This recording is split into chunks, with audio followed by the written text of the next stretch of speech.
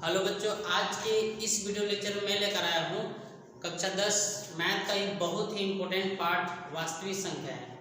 और ये चैप्टर को मैं इस तरह से समझाऊंगा कि इस वीडियो को देखने के बाद इस चैप्टर में आपको 1% का कहीं से भी डाउट नहीं रहेगा। पहले हम इसका इंट्रोडक्शन देखेंगे, उसके बाद चैप्टर को शुरू करेंगे। और जो स्टूडेंट इसका इंट्रोडक्शन अगर अच्छे से समझ लिया, उसको पार्ट में तो कहीं से दिक्कत हो ही नहीं सकता है। चलिए शुरू करते हैं। लेसन 1 क्या है? वास्तविक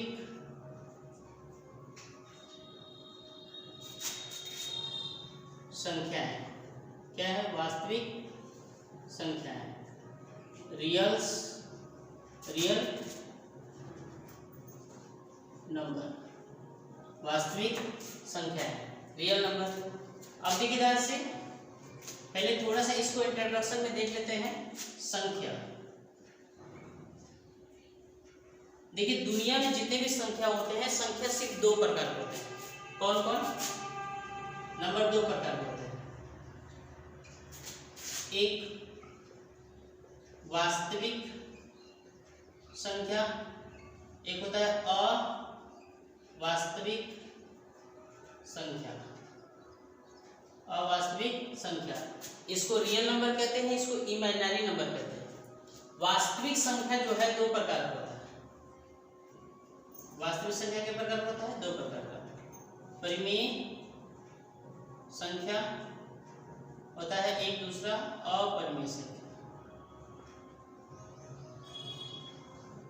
और अवास्तविक संख्या का कोई प्रकार नहीं होता है। पहले अगर वास्तविक संख्या की परिभाषा देखें तो वास्तविक संख्या किसे कहते हैं? वे संख्याएं जो परिमेय और अपरिमेय संख्याओं को मिलने से बनता है, उसे वास्तविक संख्या कहते हैं। किसे कहते हैं? वे संख्याएं जो परिमेय और अपरिमेय संख्याओं को मिलने से बनता है, उसे अवास्तविक संख्या कहते हैं, वास्तविक संख्या कहते हैं। और अवास्तविक संख्या किसे कहते हैं? यानी कि जैसे देखिए, माइनस करने में 3, माइनस करने में 4, माइनस करने में 5 आदि, इस प्रकार की संख्या को अवास्तविक संख्या कहते हैं। मतलब कोई भी संख्या है और उसके साथ माइनस लगा हो और वो करनी में हो, तो इस प्रकार की संख्या को क्या कहते हैं? अवास्तविक संख्या कहते हैं। यानी कि अवास्तविक संख्या किसे कहते हैं? वे संख्याएं जो वे संख्याएं जो माइनस में हो और वो क्या हो, करनी में भी हो, उन्हें हम लोग क्या कहते हैं? अवास्तविक संख्या कहते हैं। हम लोग मुख्य रूप से ये इस पर हमें फोकस करना है। अब देखिए, परिमेय संख्या बात करें, परिमेय संख्या किसे कहते हैं? वे संख्याएं जिन्हें हम p/q के रूप में लिख सकते हैं, उन्हें हम लोग परिमेय संख्या कहते हैं। और वे संख्याएं जिन्हें हम p/q के रूप में नहीं लिख सकते हैं, उन्हें क्या कहते हैं? अपरिमेय संख्या कहते हैं। लेकिन अब देखिए ध्यान से, इसमें q डॉट नॉट इक्वल क्या होना चाहिए? 0। परिमेय में q डॉट नॉट इक्वल क्या होना चाहिए? 0। और p और q कोई भी पूर्णांक हो सकता है, कोई भी आप पूर्णांक रख सकते हैं। अब जैसे ये मतलब जो है, इसका उदाहरण देखें। जैसे 1/4, 1/3, इस तरह से, ये क्या है? परिमेय संख्या। इसका उदाहरण देखिए, करनी में 3, करनी में 7, पाई, ये सब क्या है? अपरिमेय संख्या है, ठीक है ना।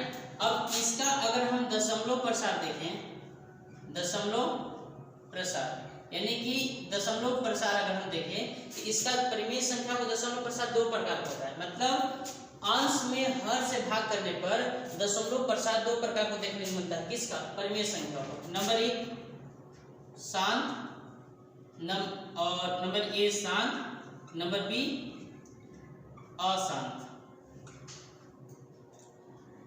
शांत का मतलब ये होता है कि जिस परिमेय संख्या में अंश में हर से भाग देने पर शेषफल 0 आ जाए, उसका दशमलव प्रसार को शांत दशमलव प्रसार कहते हैं। और जिस परिमेय संख्या में अंश में हर से भाग करने पर शेषफल 0 ना आए, वो लगातार बढ़ते रह जाए, तो उसका दशमलव प्रसार क्या कहते हैं? अशांत दशमलव प्रसार कहते हैं। जैसे अब 1 में 4 से भाग करिएगा, तो 1 में 4 से भाग करिएगा तो कितना है? 0.25। शेषफल कितना आ गया? 0 आ गया। तो यानी कि 1/4 का दशमलव प्रसार क्या हो गया? शांत हो गया। अब जैसे इसी में अगर हम बात करें 1/3 में, अगर 1 में 3 से भाग करेंगे तो 0.3333 आते चल जाएगा, कभी कटेगा नहीं। तो इसका दशमलव प्रसार क्या होता है, अशांत होता है। लेकिन अशांत के साथ एक चीज और देख रहे हैं, एक ही चीज बार बार रिपीट हो रहा है। मतलब परिमेय संख्याओं के दशमलव प्रसार में जब भाग करिएगा तो एक निश्चित ऑर्डर तक कोई संख्या आएगा, उसके बाद फिर से रिपीट होने लगेगा। जैसे इसमें देखिए लगातार रिपीट हो रहा है, तो बार बार जब कोई चीज रिपीट होता है तो उसको बोलते हैं आवर्ती।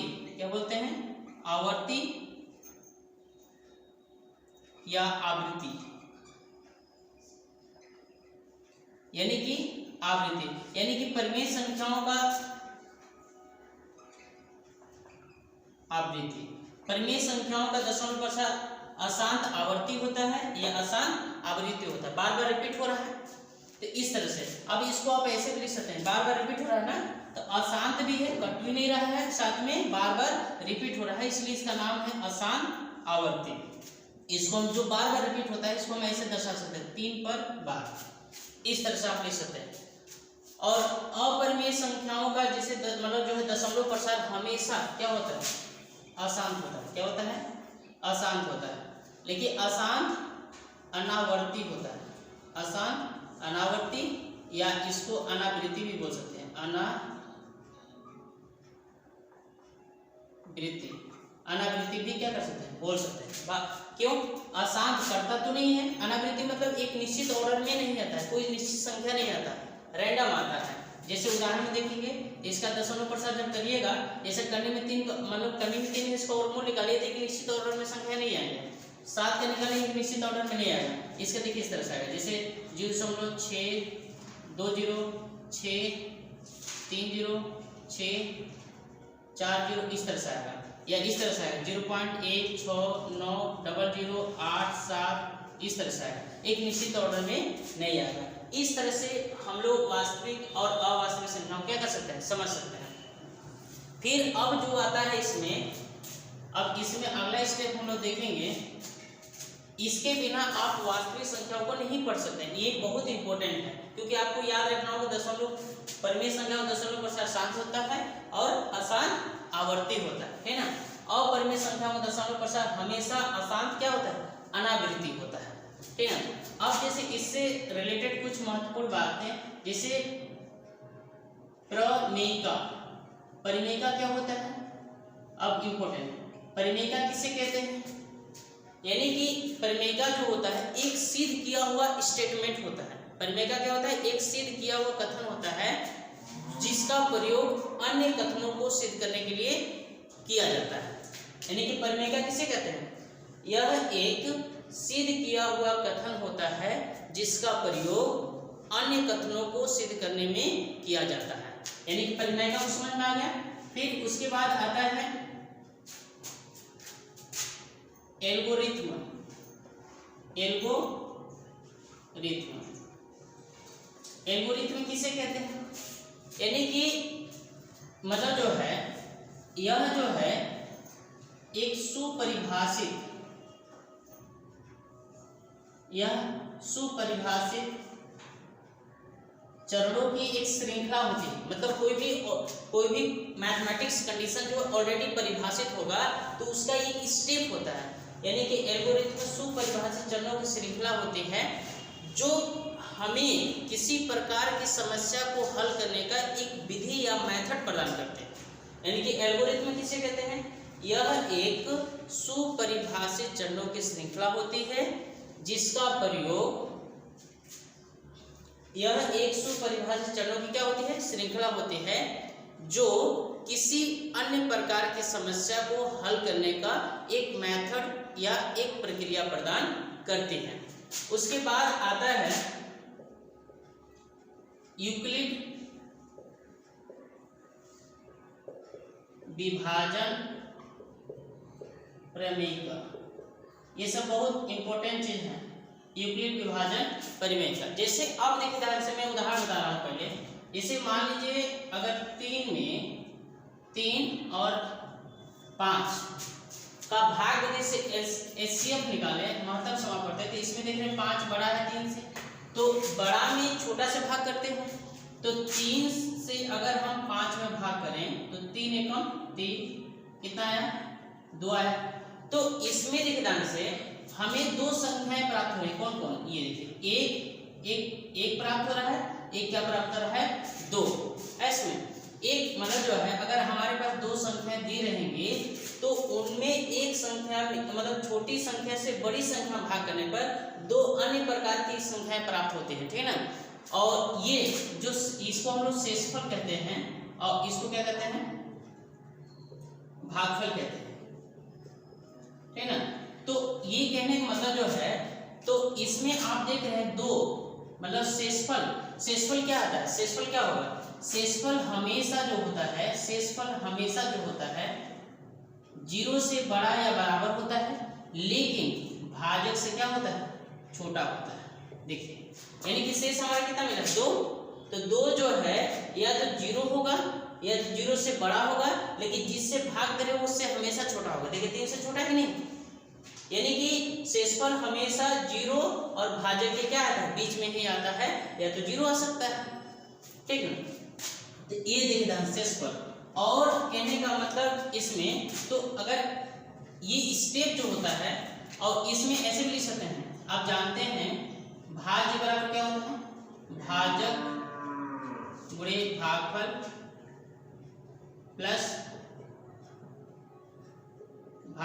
प्लस शेषफल, ये होता है ना। तो इसको आप इस प्रकार भी लिख सकते हैं, भाज्य कौन है 5 बराबर क्या लिख सकते हैं, मतलब भाज्य प्राप्त करना है तो भाजक में किससे, भाजक कौन है 3 में आप कैसे पूरा भागफल से 1 से और साथ में शेषफल क्या कर दीजिए जोड़ दीजिए तो आ जाएगा ना। तो उसी ये स्टेप जो होता है भाज्य बराबर ये जो दोनों स्टेप हैं, ये देखिए ये वाला और ये वाला, ये दोनों स्टेप को हम लोग क्या कहते हैं यूक्लिड विभाजन परिमेयिका कहते हैं। तो यूक्लिड विभाजन परिमेयिका किसे कहते हैं, इसी उदाहरण को समझते हैं कि अगर हमारे पास दो संख्याएं a और b दिए हैं और जिसमें a बड़ा है किससे b से, a बड़ा है b से, तो अगर हम b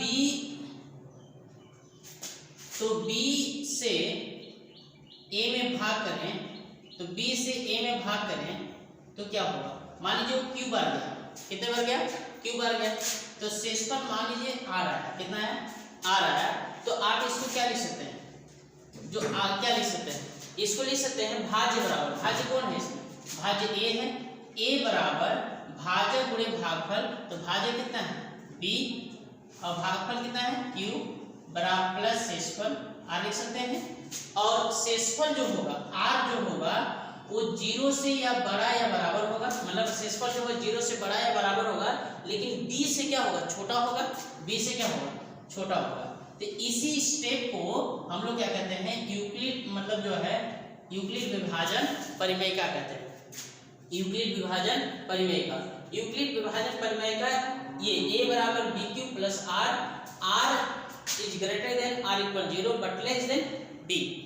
तो यूक्लिड विभाजन परिमेयिका किसे कहते हैं, यानी कि दो धन पूर्ण संख्याएं, दो धनात्मक पूर्णांक a और b दिए रहने पर हमें जो है दो अद्वितीय संख्याएं q और r इस प्रकार मिल जाती है कि a बराबर bq प्लस r, और जहां r बड़ा या बराबर होगा लेकिन 0 से और b से क्या होगा छोटा होगा। यानी कि यूक्लिड विभाजन परिमेयिका क्या है, यानी कि दो धन पूर्ण संख्याएं दिए रहने पर इसमें दो अद्वितीय संख्याएं b और दो अद्वितीय संख्याएं q और r इस प्रकार हमें मिल जाती हैं कि a बराबर bq प्लस r, वही भाज्य बराबर भाजक गुणे भागफल प्लस शेषफल, a बराबर bq प्लस r, और जहां r जो होता है वो 0 से बड़ा या बराबर होगा लेकिन भाजक से क्या होगा छोटा होगा। एक स्टेप को जो है हम लोग क्या कहते हैं यूक्लिड विभाजन परिमेयिका कहते हैं। अब आता है एक तो यूक्लिड विभाजन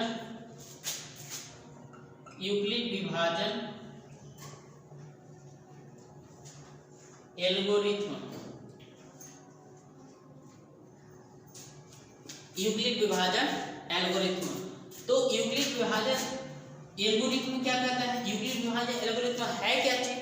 तो अगर दो धनात्मक संख्याओं का इस भाग विधि द्वारा, दो धनात्मक संख्याओं का भाग विधि द्वारा एचसीएफ ज्ञात करने के सारे स्टेप को, सारे श्रृंखला को क्या कहते हैं? यूक्लिड विभाजन एल्गोरिथ्म कहते हैं। मैंने क्या बताया?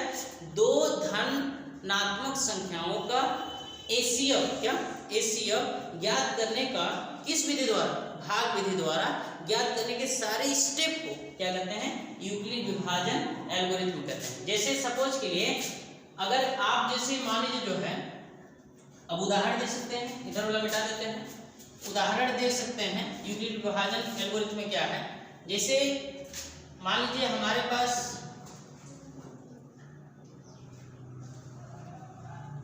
2 और 12 और 30 दिया हुआ है। तो 12 और 30 दोनों धन पूर्ण संख्या है। तो अब इसमें हम देख रहे हैं जहां देख रहे हैं कि 30 बड़ा है किससे? 12 से। तो मतलब जो है हम क्या करेंगे? 12 से भाग रहे हैं किसमें? 30 में। तो क्या बन जाएगा? तो क्या बन जाएगा? 12 दूना 24। क्या बन जाएगा? 2 बन गया, यानी कितना बचा? 6 बचा। तो यूक्लिड विभाजन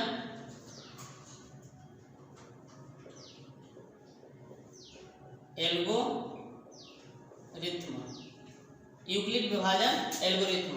तो क्या होता है? भाज्य बराबर, तो भाज्य कितना है? 30 बराबर, ये फर्स्ट स्टेप चला है आपका, ये फर्स्ट स्टेप है। भाज्य बराबर भाजक गुणे भागफल प्लस शेषफल, ये स्टेप होगा। फिर अब भाग करेंगे, फिर 6 से किसे भाग करेंगे? 12 में। तो 6 दूना 12, खत्म हो गया। तो अब यहाँ पे दूसरा स्टेप क्या हुआ? भाज्य बराबर भाजक गुणे भागफल प्लस शेषफल कितना होगा? 0। तो ये स्टेप को, मतलब दो धनात्मक संख्याओं का एचसीएफ भाग विधि द्वारा ज्ञात करने के जो स्टेप प्राप्त होते हैं, उस सारे स्टेप की श्रृंखला को क्या कहते हैं? यूक्लिड विभाजन एल्गोरिथ्म कहते हैं। अतः लिख सकते हैं, अतः एचसीएफ ऑफ किसका? 12 and 30 इक्वल किससे? किस भाजक से पूरा शेषफल 0 हो गया? 6 से। तो एचसीएफ कितना आएगा? 6। ये देखिए यूक्लिड विभाजन क्या है?